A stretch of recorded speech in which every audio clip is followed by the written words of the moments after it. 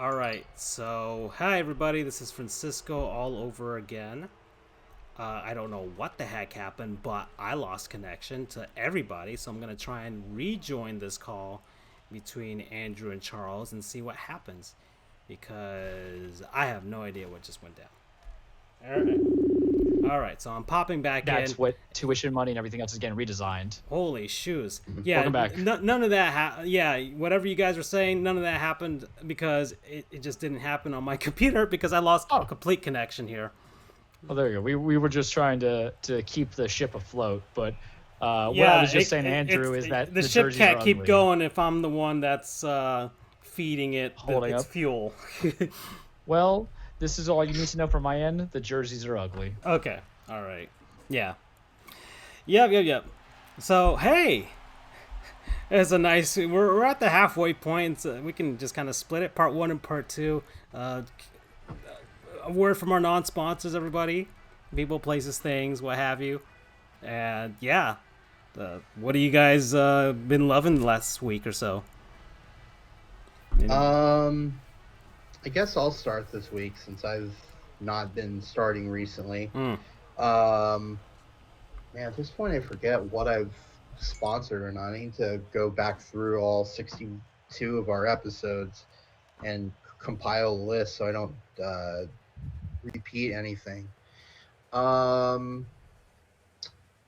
guess this week, man, I forget which company did it, but a couple of years ago, the sponsor is unnamed company that puts logos onto pint glasses. Okay. Okay. Don't know how I'm gonna search for that, but all right. I'll come back next week and give you the official name. But let me give a story here. So about 4 years ago, RCFE, and this was well before I was a mod. What RCFE does is they'll do fundraisers and drives throughout the year. The money does not go to RCFB. It doesn't go to mods. We're all volunteer, in case you were wondering. But the money goes to charities. It's kind of a mix. What we do is we hold these drives to buy bricks at various schools. Francisco, I'm sure at FSU they have, brick pavers with people's names on it. Yeah, you donate some money and you get a commemorative brick and stuff. I have one at Marlins Park myself. Yep. So our Lord and Savior Derek Jeter can see my name every day. So you know exactly what I'm talking about. Mm-hmm. So most colleges have those commemorative bricks somewhere on their campus. A lot of times they have two of them set up. Like at UCF, they have one at the Alumni Center, and then they have another set over at the football stadium. So what RCFB does is they hold these fundraising drives where they pick like 3 projects, and say, all right, we need to raise X amount of money to buy a brick there. And then once the money is raised, and it always is, the people are very, very charitable at RCFB. What happens is we get to put whatever, text within reason. It still has to go through the school's vetting process. But what we do is we put some funny text, like at UCF, one of them is, I forget exactly. It was like, I bought this brick to throw at a USF fan, but was told I couldn't. And then all of them at the bottom are signed RCFB. So one of those fund drives happened about 4 years ago now. And usually if you donate X amount of money, you get like a flare, like a little icon or logo, things like that. But they stepped it up a little bit for this one drive. They said if you donate X amount of money, you'll be able to get a pint glass with the RCFB logo of your school or of your choosing, because RCFB has its main logo. You can look it up, but they also have customized logos for each of the schools, or most of them at least. So I got it, and it was supposed to be a couple of months. I got the one with the UCF logo on it naturally. So it was supposed to be a couple of months because they had to, test the pint glasses, make sure they weren't going to warp in the wash or whatever.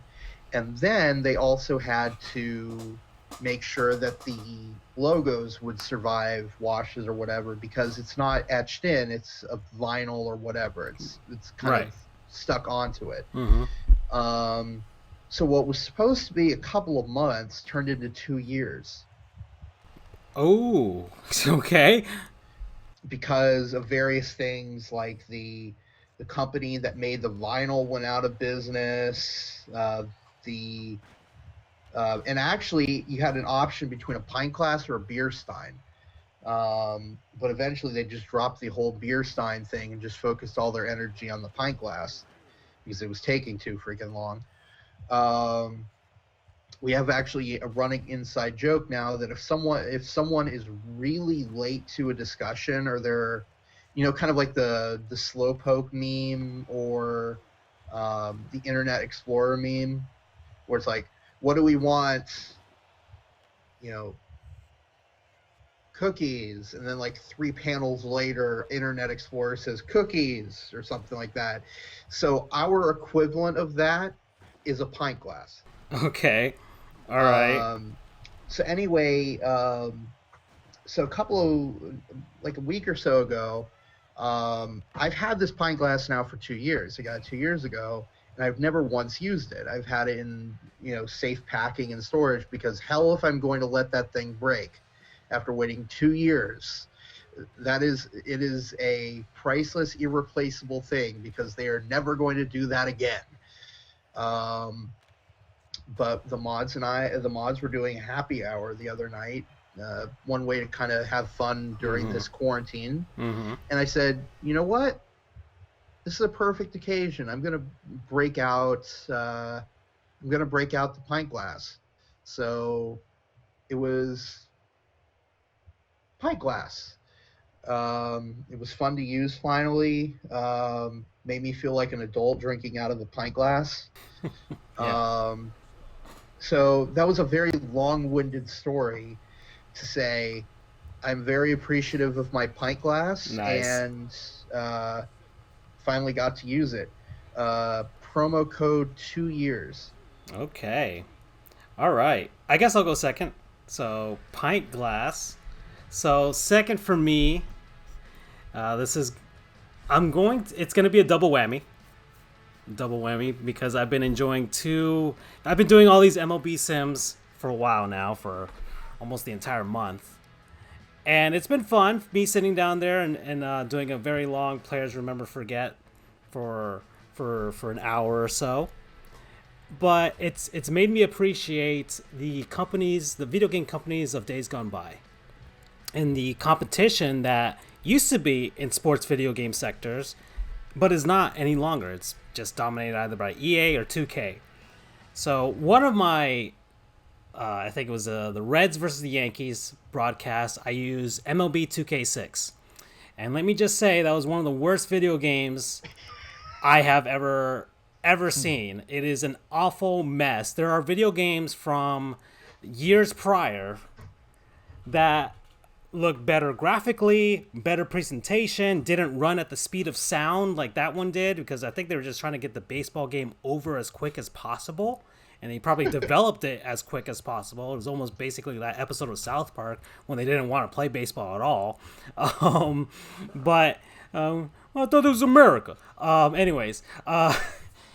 So it made me appreciate these two companies, Midway Games and Acclaim. Yeah. So those are my non-sponsors, even though they have no ability to sponsor us now because they are dead. But Midway Games and Acclaim, because they used to make sports video games back in the day. So not Midway, not the movie Midway. Gosh darn it. Midway Games. That's how old it is. Yeah. It's thinking of a movie. So Midway Games, there's their logo. They used to make a bunch of arcade games, including NBA Jam, including Mortal Kombat. That's where they came from. NHL Hits. Yeah, basically, yeah. Slugfest. I'm getting them because of those particular video games, the violent sports video games that we no longer have because a bunch of soccer moms were angry that their kids were playing sports video games with violence in them. Okay. Thanks, and playing them back now because I finally got MLB Slugfest. And that's going to be the next sim, Yankees versus Tigers, tomorrow, guys. That's what the video game that's going to be on, 2003. They weren't that violent. It wasn't like they were decapitating people. I get that this is the company that made Mortal Kombat, but that's not what was happening in those sports video games. It was fun. It was interesting. It was extreme, but not so extreme that it offended anybody other than Karens out there. I miss that. I miss sports video games like that, and I doubt that we're gonna see that ever again in this day and age. We're just gonna get these cookie cutter, copy and paste games that don't see any innovation until like 3 generations from now, when I don't know, we get our hologram versions of MLB The Show, and then we have Acclaim. They did a lot of horror, but they made a lot of bad video games. But their baseball line of video games, All-Star Baseball, featuring our Lord and Savior Derek Jeter on the cover, those were solid baseball games. Andrew can attest to that. I'm sure Charles as well. We've all probably played a version of that game either on the PlayStation 1, PlayStation 2, the Xbox, or the GameCube or N64. They weren't bad baseball games, not the most graphically spectacular, but better than World Series Baseball 2K or Major League Baseball 2K6, not World Series Baseball. That was when Sega used to have the 2K series. And yeah, it's been so long that I'm not even getting that All-Star Baseball game here, trying to put it on the screen. But very solid baseball game, very solid presentation, and I enjoyed them a lot. And looking back on it now, these games have aged quite well compared to other sports video games, especially from the N64 and PlayStation 1 days. So thank you to those two companies for giving a crap about what they were doing back then, and not just copying and pasting year by year. It seemed like the All-Star Baseball series improved in their presentation every year, to the point where we had the last one where Derek Jeter is Andrew, where Derek Jeter is making funny quips about their fake baseball stadiums that they created. Seriously, though. I mean, you wouldn't see that nowadays. You just wouldn't. No. And thank you guys. Thank you to the developers, whoever made them. And if you guys are still out there working in the video game industry, thank you. So that's it from me. Promo code Karen suck. Well, I don't want to follow that now, right? Mine was kind of tough to kind of figure out, because I was thinking of a game, and then Francisco kind of knocked out 2 of them. And then, as much as I am a fan of stampy logos on beer signs, I don't necessarily have that. Ironically, I do have a friend who, for one Christmas, made me a Game of Thrones beer sign. Just kind of did like a House Stark symbol and then the Hand of the King symbol. But given the events of how I'm kind of pushing towards, let's support eateries and local eateries, or any kind of eateries, given this CV craze, I'm going to kind of go from there. So I like a good pizza. I think everybody likes a good pizza. But then here, true pizza is kind of expensive. And I know what you're saying, I was Charles. thinking of getting pizza tonight, to be honest, but yeah. Yeah, and well, this is all it's kind of related. I know what you're saying, Charles. You're an attorney. You got the big bucks. You can get that fat, juicy pizza.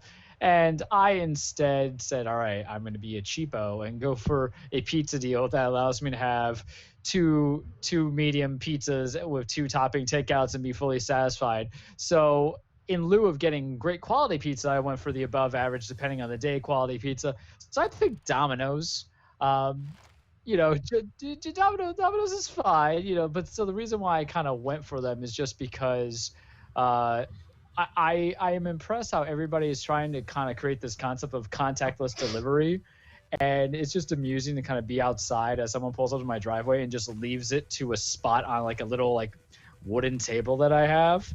So I guess, for me, I'm like, hey, thanks for trying, even though we're having contact. You're breathing in my air and vice versa. But just give me the pizza. Thanks. I feel like the beginning of Ninja Turtles where I'm Mikey in the sewers saying, hey, just leave the money in the thing. He's like, oh, I got the cash. I'm like, you're late, man, by 30 seconds. I couldn't find. I was like, that's your problem, dude, not mine. But I'll give him some heads up because what I do like getting from Domino's is their thin crust pizza or their thin cut pizza, like very thin slice. You put a little robust sauce. If you are in the idea of managing, food, if you want to manage some time, this was able to feed me for both dinner and lunch the last 2 days. And even though I do miss the idea of great made pizza, I didn't want to go to my local pizza joints and pick something up. I was very much a bum yesterday, gentlemen. Aside from, staying in a white t-shirt and boxer shorts, I didn't want to get into the car. You had a garbage day. I get that.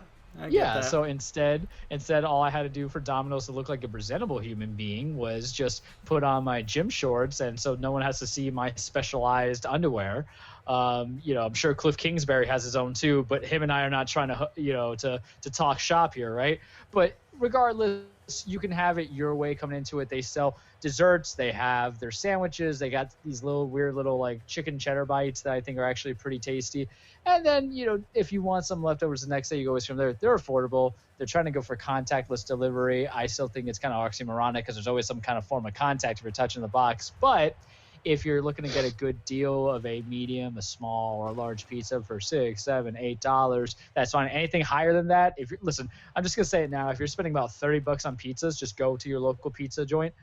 They get the real cut slices, including you, Francisco. Yeah. But if you're lazy like me and you want to get a mix and match deal, and I'm all about the deal. That's why we order value meals from fast food, right? Because it's saying, hey, you can get fries and a soda with your meal for like $6 as opposed to your $4.35. So just go do this. And when you think about it, I think about in our earlier college days when we have get-togethers or stuff like that, we weren't rich. So whether it's in Bachelor of the Arts days or law degree days, we would just kind of get the cheap pizza and it's like Domino's is kind of like the perfect, hey, get-together kind of pizza. I do like me a little bit Little Caesars when you actually get somebody who knows how to spread the proper marinara sauce. And I haven't had Pizza Hut in 7 years. But for me, I'll just say, hey, in all this quarantine stuff, and if you want to be a lazy bum like me and basically live out your spirit as Oscar the Grouch, get yourself some Domino's and enjoy promo code contactless. All right.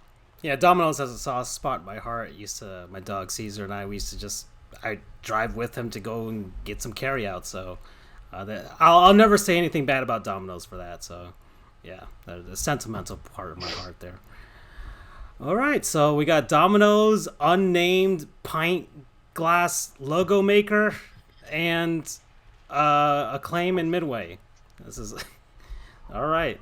So that's our non-sponsors. So next subject here, I guess. Well, Charles, you actually mentioned a hockey part. So a hockey subject. So John McDonough of the Chicago Blackhawks was recently fired. He was the president and CEO of the Blackhawks, and yeah, it's significant because he was before then he was an executive with the Chicago Cubs for like the longest of times, and then he moved over with the Blackhawks. Now, before, I'll tell you this, the Chicago Blackhawks never used to be a stellar hockey organization. Like for the longest time, their previous owner, which his name was Bill Wirtz, and a bunch of fans mockingly called him Dollar Bill Wirtz because he refused to spend a lot of money on players, a lot of money on the team. There was a point, a long point in their history, where Blackhawks home games were not broadcast on TV. You had to actually go see them. Their road games were, but home games were not broadcast on TV. And that all changed when that owner died and his son, Rocky Wirtz, took over. And when his son took over, he hired John McDonough, who had worked with the Cubs. The Cubs were, despite the fact before, and they were not the best on the field, but off the baseball field, they were a stellar organization, great fan experiences, and that was his greatest contribution, was creating a great fan experience to bring people back to the Blackhawks. The Blackhawks at one point had one of the worst attendances in the NHL. A lot of people like to jump on the Sunbelt franchise and say, oh, you guys don't have fans and stuff like that. Well, when you suck, people aren't going to go see you. And the Blackhawks, an Original Six franchise, they sucked for a long time, and people didn't want to go see them. So this guy decided to try and engage the fans more. They finally put home games on TV. They brought back one of their broadcasters who was fired because he had a tiff with the previous owner. And Dale Talon was drafting a bunch of young players to help the Blackhawks get out of what they were in. They were just mired in mediocrity. It's like, you know what, we're going to tank, and we're going to get young guys, and we're going to build through the draft and have smart trades and key free agent signings, and that's how we're going to get back. And, well, finally in 2010, it all worked out, and they won a Stanley Cup for the first time since 1962, I think, or 61.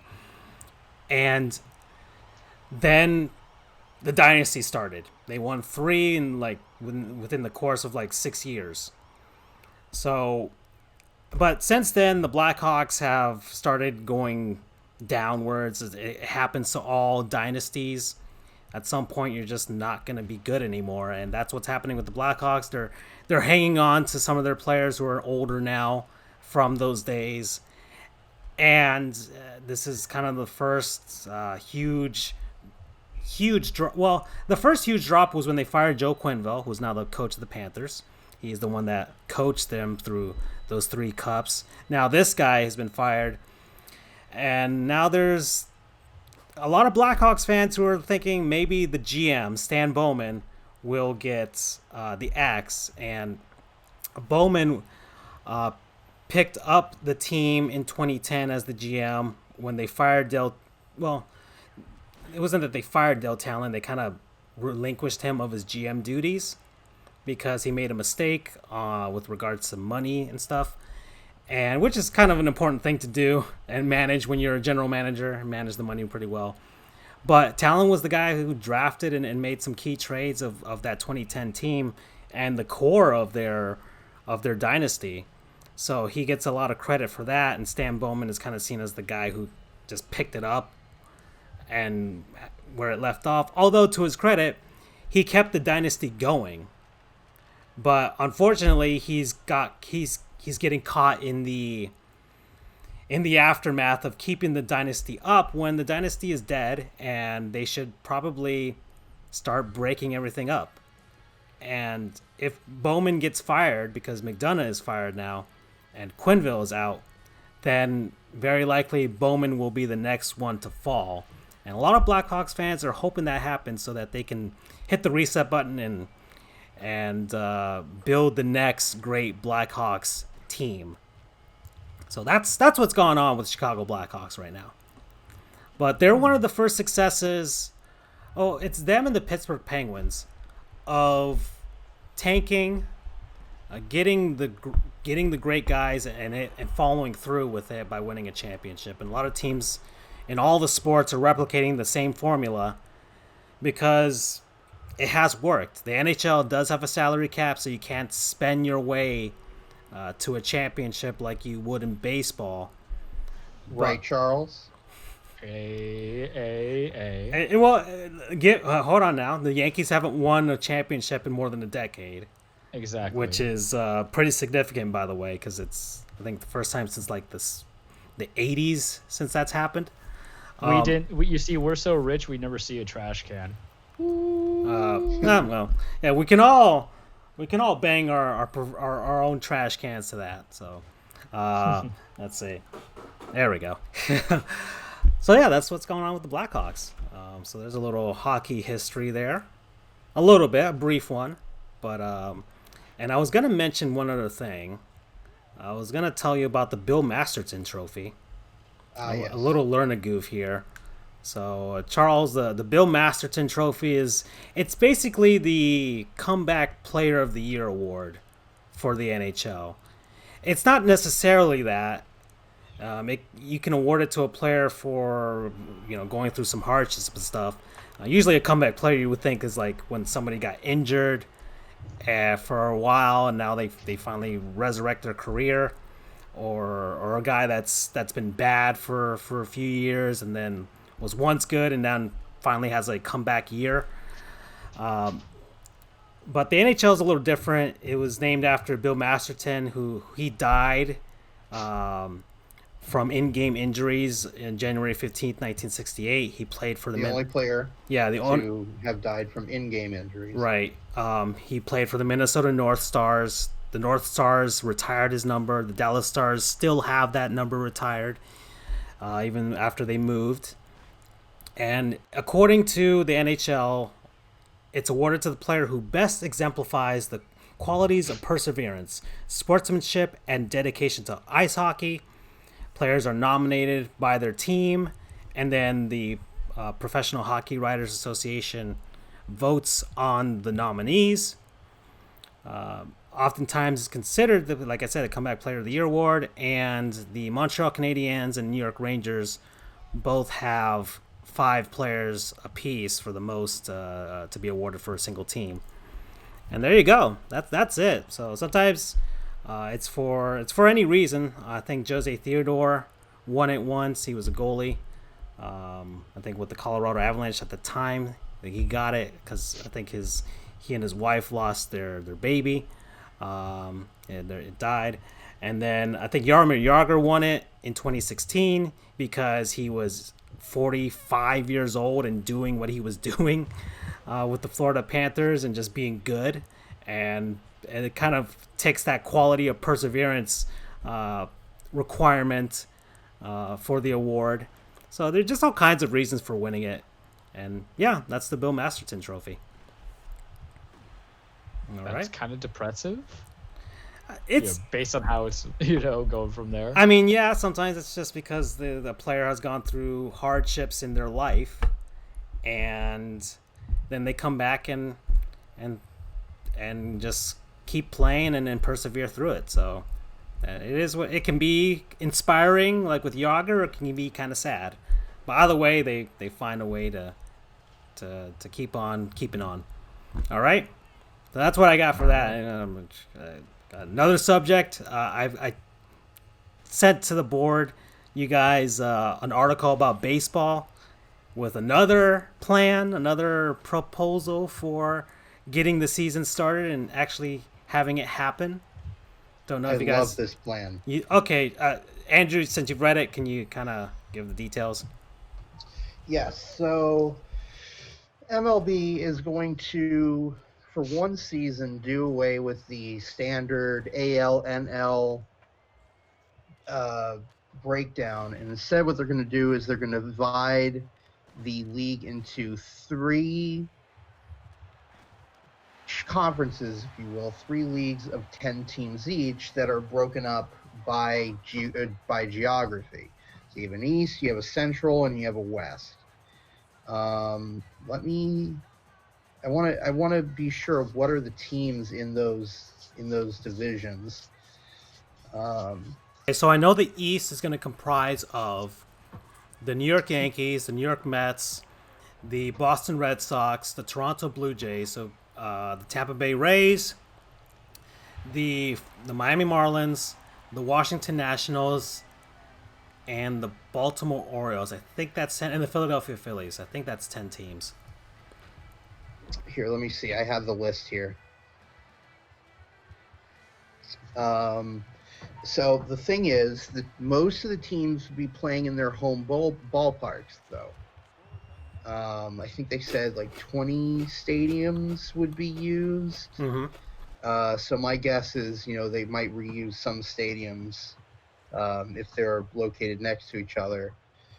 So the East would be Yankees, Mets, Red Sox, Nationals, Orioles, Phillies, Pirates, Blue I was Jays, missing the Rays, Pirates. and Marlins. All right, so that was the one I was missing. All right. Central would be Cubs, White Sox, Brewers, Cardinals, Royals, Reds, Indians, Twins, Braves, and Tigers. The West will be Giants, Giants, Athletics, Padres, Diamondbacks, Rockies, Rangers, Mariners, Angels, and here's where it gets great: Dodgers, Astros. Yeah. Yep. Incredible. Yeah. It's and I think the reason they're going with this plan is because it's more appealing to the players than anything else. Yeah, it would, and it reduces travel quite a bit. Most teams wouldn't even have to leave their time zone, I think. Well, maybe in the West because you have Colorado. But it's not that drastic. But it's not that bad.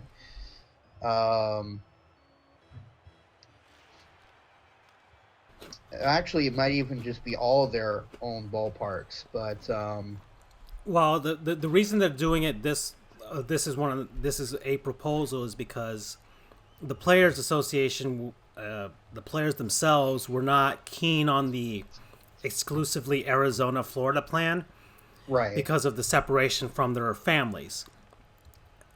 And right, exactly. this does away with that because they can be at their homes, and the travel is minimized because they would only play the teams in their division, and that would be it. Right. They won't. There would be no cross division play. Right. And yeah, you'll have home games in your home ballpark, which is great for players too. I like this plan so far. I don't know. I still don't think we'll get fans in the ballparks. We might have the awkwardness of empty stadiums, but at the very least, you'll have the familiarity of home ballparks and home broadcasters and things like that. I'm sure I guess maybe the advertisers might be happy with that too. And maybe they'll wean in fans as numbers go down with regards to the virus. And that's what they're thinking. They're saying that games might be, with a few thousand fans or so, not at the beginning, obviously, but maybe toward the end, toward the playoffs. We're getting to October at that point. And I heard maybe a certain part of the plan is to play a certain amount of the season exclusively Arizona, Florida, and they said Texas, and then start fanning out to their home ballparks later on. But it's all still, I think this might be the happy medium of the two plans if they do it that way too. But right. Either way, this plan, I'm a fan of it, to be honest. And we kind of get the interesting matchups. You have the traditional Yankees, Red Sox, Yankees, Mets. Luckily for baseball, most of teams' rivals are natural location-based rivals. Exactly. All right, Charles, do you have any thoughts on the plan? For two things, like full disclosure, I did not go in depth into the reading. I just kind of glossed at it and just kind of go for my knee-jerk reaction. But I still feel that you take into account the situation that we live in, that I like player health. I don't want anybody, even if they're multimillionaires or not multimillionaires, in the minor league as players, to have the possibility of contracting it. Mind you, that's so determinative on so many things that we can't predict. I'm not crazy about anybody running the risk for my entertainment. I'm a grown-ass man. I don't need to survive my day by baseball being played out a season or a quarter season. Ironic that I do a podcast on sports, but life is full of hypocrisy, and I'm king hypocrite.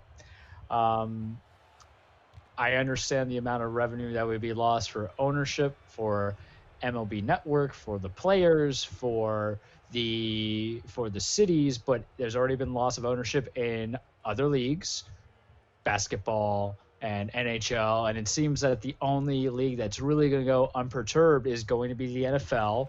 And it's just kind of ironic that the biggest industry in sports is going to be the one that really doesn't have that much of a blowback from it, but there are even players getting affected as well. In every league coming into it, Von Miller had it, and in baseball there was the minor leaguers. But is the needs of the many greater than the needs of the one? Because all it takes is one,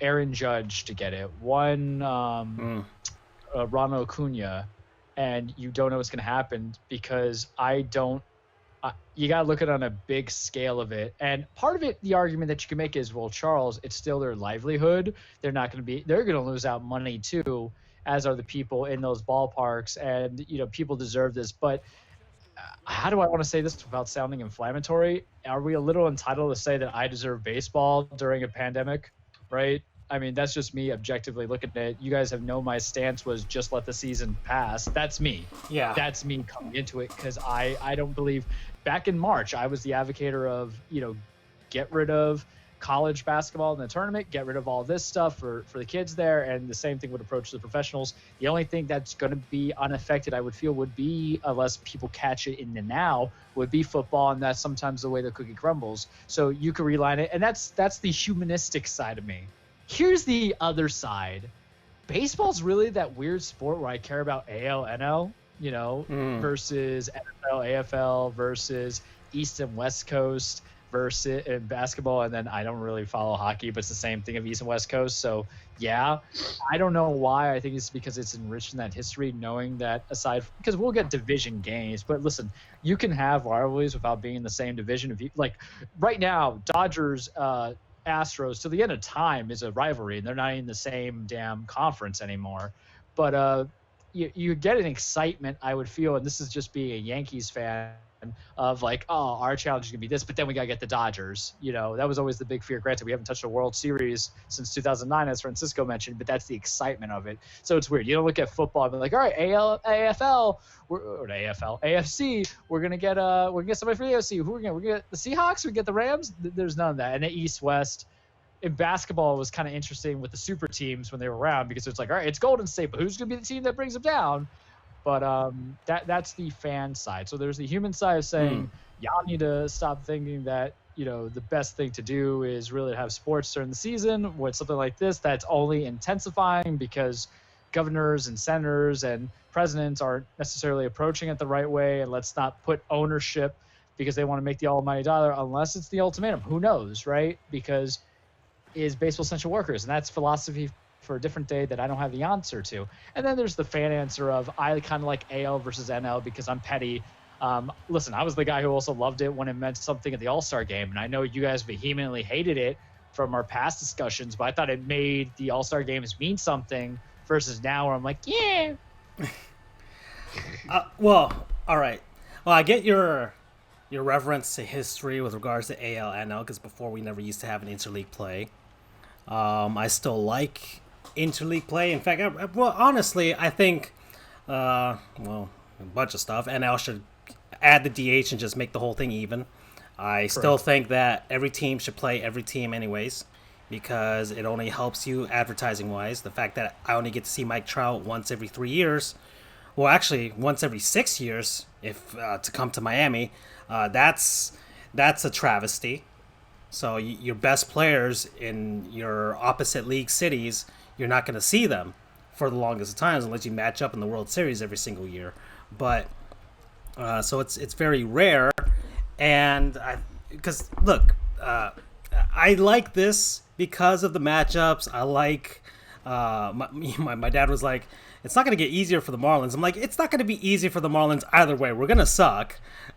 And you're going to put us in a division with the Yankees now? Oh, that's going to be great. We're still going to finish last place in a division with all of those teams that we have mentioned before.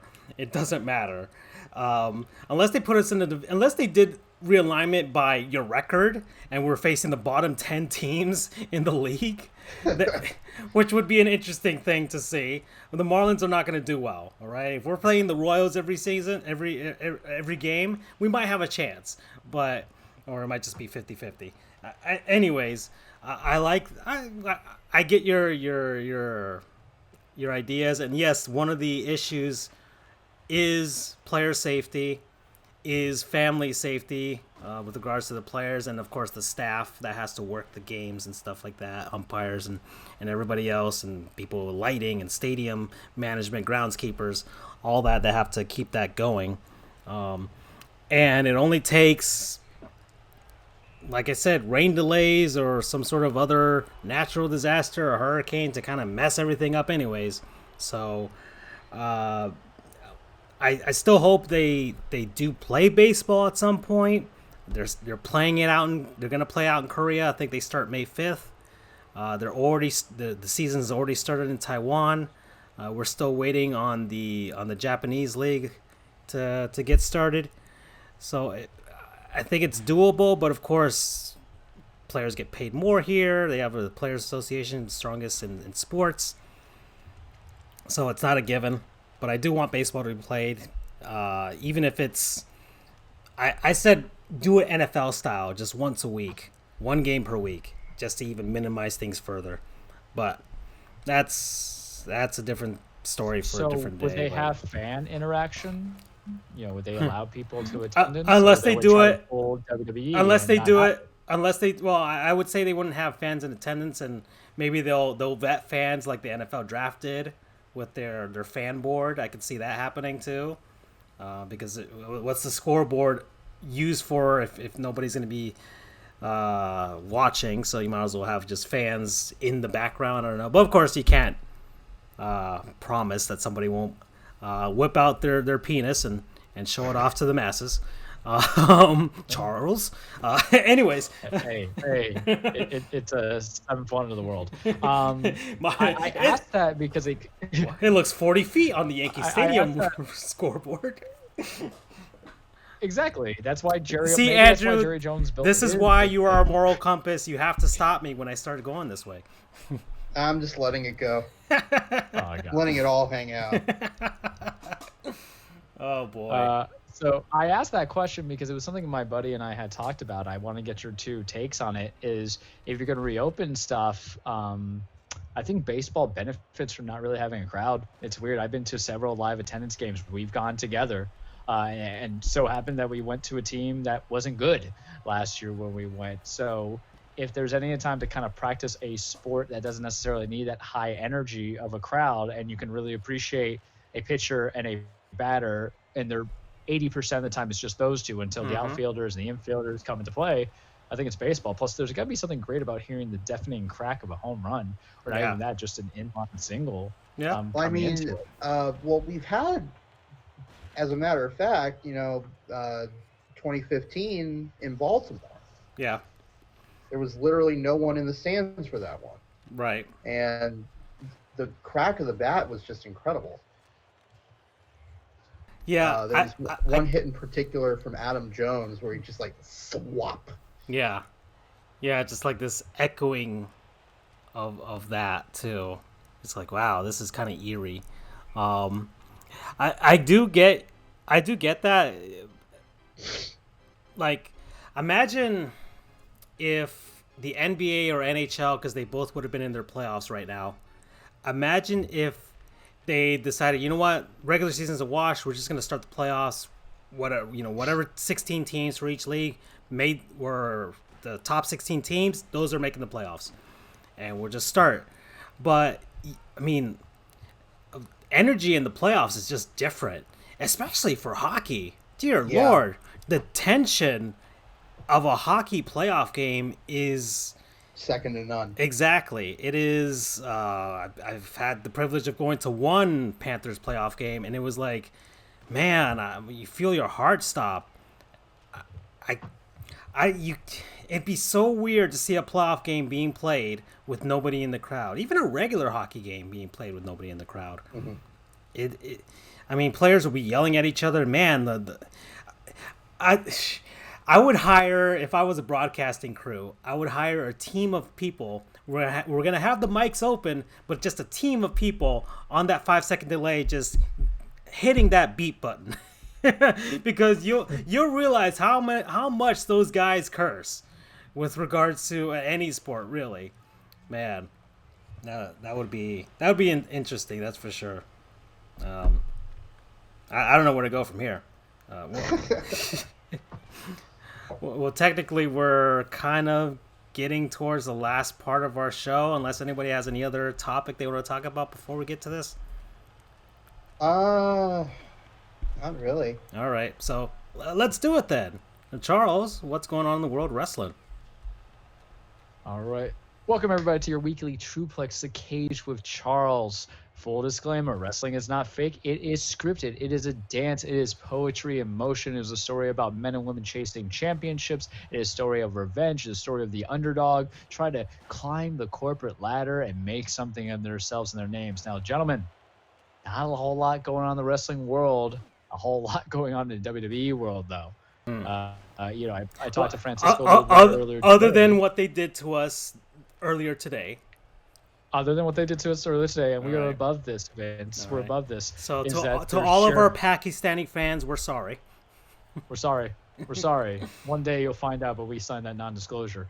WWE shareholders are suing WWE and top officials, basically inciting revenue loss, not any kind of being candid. I won't go into details about it because the worst thing I can do is talk about wrestling and the law, because I wouldn't know where to begin, and it'd just be vomiting rage, but it was something that I was expecting to come at some point.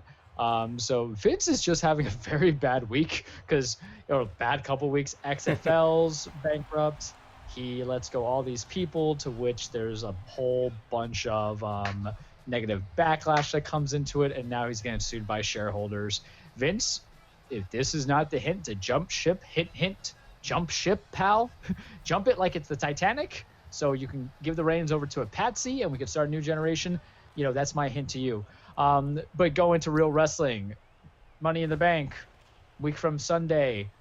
I told you guys last week they hadn't finalized certain wrestlers, and they took out a wrestler. Apollo Crews was getting his little bit of a shine for being, a soldier, being out there during this whole CV situation, and then they gave him a storyline injury last night on Raw, where he tweaked his knee. He wrestled 2 matches that night, one in a 6-man match, another one for the United States Championship against Andrade, and he hurt his leg. So either 2 things are going to happen.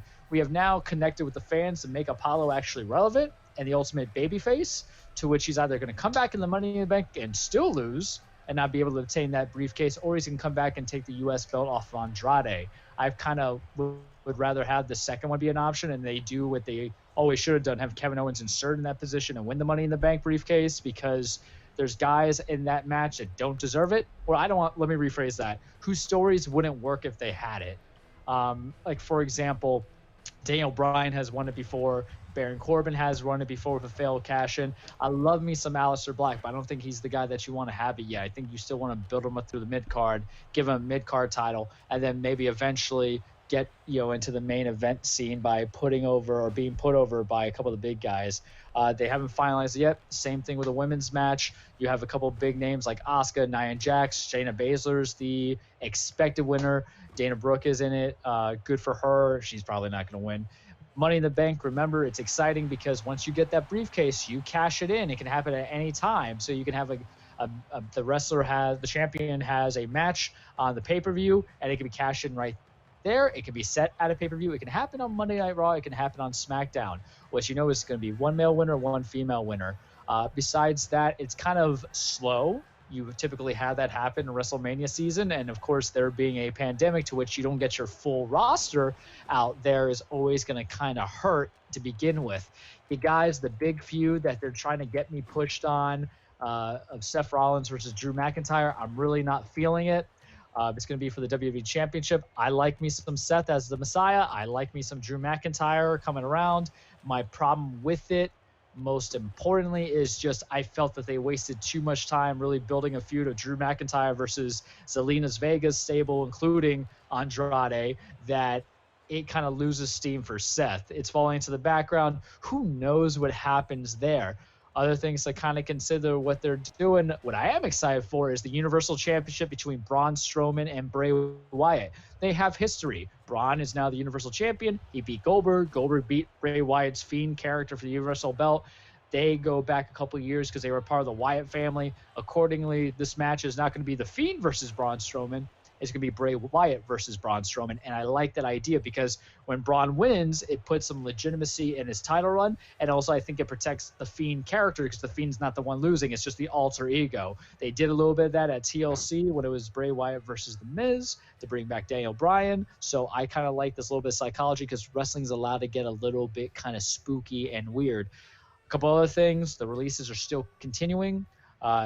The rumor out there is that Vince's, if you're going for an open release or you're asking for it, by all means go ahead because they're going to try to cut budget. So go see it out there. I don't know if the talent wants to be released at this point because it's a dangerous game because you can't go and perform for other people, right? So you might as well get a paycheck as opposed to just freelancing and hoping that someone takes you. WWE doesn't have much. We'll know more come Monday and Friday when we have more Raw, more SmackDown. They are celebrating Triple H's 25th anniversary. Wrestling for the WWE. I expect he's going to have a match soon. Usually you hype this up in a way to bring people in. Well, I don't know who he'll be feuding with, but I think it's going to help put hopefully somebody over that's a younger talent, but you don't usually go grandstanding somebody without making a new blood come in and look valuable. Over in AEW, they got their pay-per-view coming up, All In 2, I believe, or is it Double or Nothing? One of the two. Forgive me, Cody Rhodes. I promise I'll remember it when the time comes. It's just so much wrestling and the days are kind of meshing up to be all the same stuff. But right now what they're doing in lieu of that is being the TNT Championship, or as I like to call it, the Television Championship. They won't call it that. I don't like the name of the TNT Championship. They should just call it the Dynamite Championship. But what do I know? I'm just a dude who does things the way he wants to do things to begin with. Tomorrow, I think you got the semifinals of Cody Rhodes versus Darby Allin. There should be a rematch from their pay-per-view that they had in June, which, of course, I forgot the name of it because there were so many that they did in the interim. Like, it was either Fight for the Fallen or another one. But I expect Lance Archer, who is going against Cody Rhodes' brother, Dustin Rhodes, a.k.a. formerly known as Goldust, for the bracket would continue on. He might interfere, costing Cody the belt, or Darby doesn't win and Cody goes on to the finals to go against either Lance Archer or his own brother Dustin Rhodes, and they met earlier in a pay-per-view. So there's some intriguing storylines. I kind of need them to do something with Jon Moxley. I know they're taking their sweet time with it, but I need a good, valuable challenger. Francisco has been kind of the AEW guy, and it has not been doing well. I mean, actually, yeah, I've been watching the last couple weeks, to be honest. Yeah, that's true. You see, you're the AEW guy, because on Wednesdays I'll do a little bit of AEW and a little bit of NXT. NXT I'll talk about in a second. I don't even know if I should bring that out there yet about certain thing. I'll tell you guys off air about it, but I'll touch on something there with them. But back to AEW, the pay-per-view is Double or Nothing, I believe. But so they're doing something a little bit with the mid-card, but it's kind of weird. You're not getting, and this is part of the issue of the CV pandemic that's out there. It's not everybody, including your champions, are going to want to show up to work, right? Because they don't want to run the risk. So you're not having your women's champion Nyla Rose out there.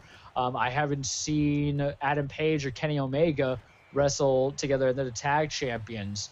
A lot of storylines got put on hold. So the guys on both brands, guys and gals, on both shows or both companies, AEW and WWE, for those who are show up weekly, good job, be safe, do what you gotta do, kind of thing. Thanks for entertaining me. It's just sometimes I'm out of it because this is normally a slow month of wrestling anyway, post WrestleMania. Back to NXT.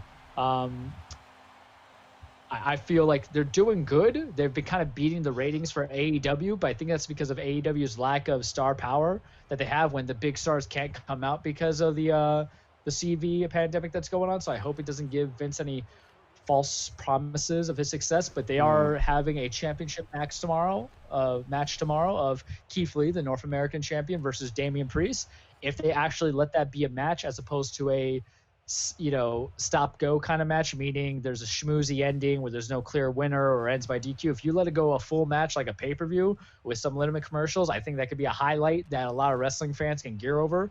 NXT doesn't get a lot of flack the way Raw and SmackDown does. So if you allow them to kind of perform and be artists and do what they do, it should be very entertaining. And that's what I got for you guys this week on The Cage. All right. So that's it, guys. That's the end of our 60-second episode. We didn't have any goons, but whatever. Oh yeah, wait a second. Andrew, real MVP, please. Real MVP, as always, is our first responders, essential workers, healthcare workers. I could go on for 10 minutes listing everybody that I'm thankful for, who are our real MVPs. Restaurant workers, construction workers, they're still working. Anyone and everyone who's out there keeping society going, helping us.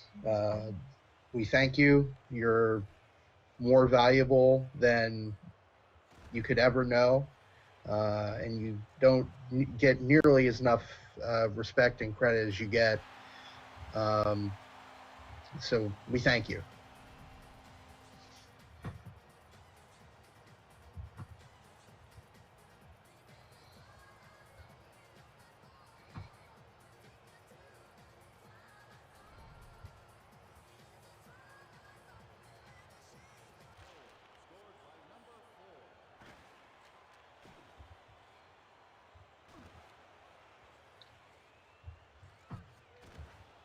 I'm good. Yeah, I'm out.